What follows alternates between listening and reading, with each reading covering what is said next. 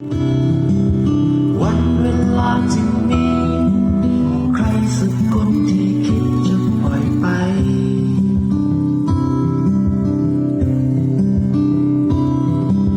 ฝนตกร้อนทนกลางชีวิตคือความว่างเปล่าความรู้สึกบอกไม่จำเป็นต้องบอกให้ลึกซึ้ง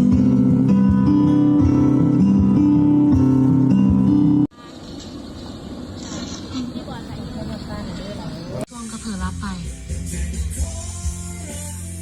บางเทื่อเฮาบ่เฮ็ดพิธีเชิญวิญญาณหยังกลับบ้านอาจมีวิญญาณข้างทางหรือวิญญาณเร่ร่อนนี่เขามาแทนบอลก็ได้เด้อนี่ แล้วเขาจะทำไงดี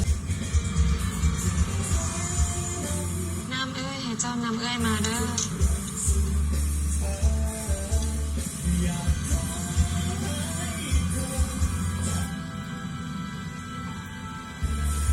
ทิ้ง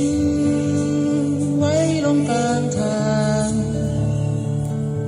ฉันทิ้งทุกอย่างไว้ก่อนดีไหม